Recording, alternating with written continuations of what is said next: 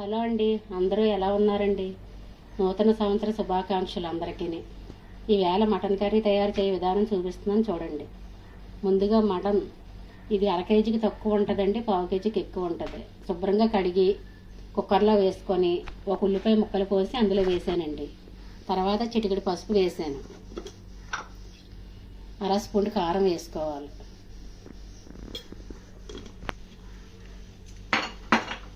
వేసుకొని బాగా కలపాలండి.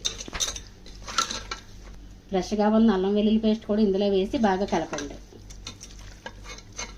బాగా కలుపుకున్నాక ఒక చిన్న గ్లాస్ వాటర్ పోయండి. మీకు కారం సరిపోకపోతే ఇంకొంచెం కారం మీరు వేసుకోండి. మటన్ ఉడికిపోయింది. పొయ్యి మీద పెనం పెట్టి నూనె వేస్తున్నాను చూడండి. ఉల్లిపాయలు వేసేస్తున్నాను.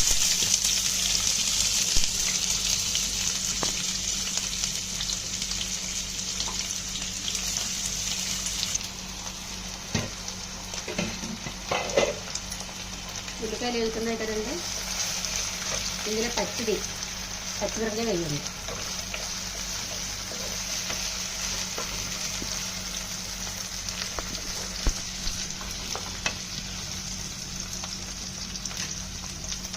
ఇందులో మళ్ళీ కొంచెం కారం వేయండి. ఇందాక కొంచెం వేసాం కదండి, కారం మీరు వాడిన దాన్ని బట్టి వేసుకోండి, మీరు ఎంత తింటే దాన్ని బట్టి.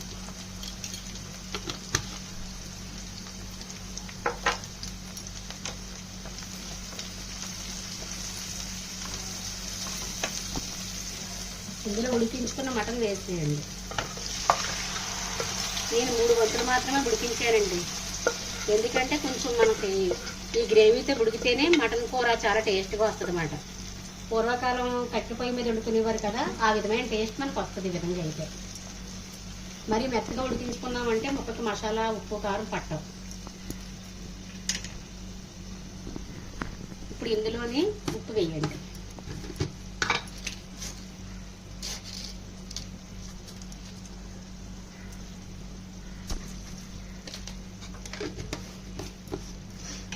ఉప్పు వేసి బాగా కలిపి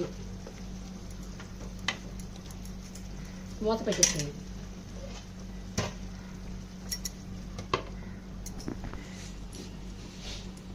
ఇదిగోండి, 5 నిమిషాలు ఇలా బాగా ఉడికించుకోవాలి. తర్వాత ఒక స్పూన్ మసాలా పౌడర్ వేసుకోవాలి. మసాలా ఎక్కువ తిన్న వాళ్ళు ఇంకొంచెం వేసుకోండి.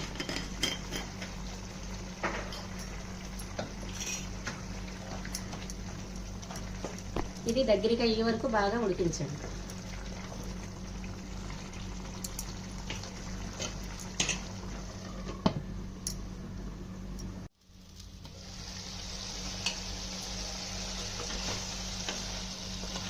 ఇలా దగ్గరికి అయ్యాక ఒక చిన్న గ్లాస్ నీళ్ళు వేసుకోండి.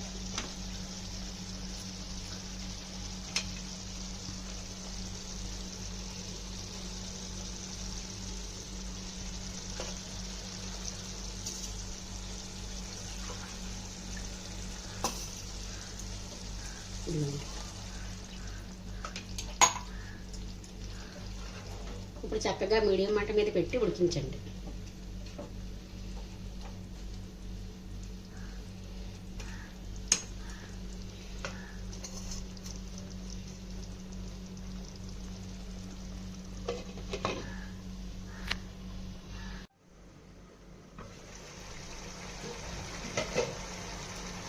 కూర దగ్గరికి ఉడికిపోయిందండి.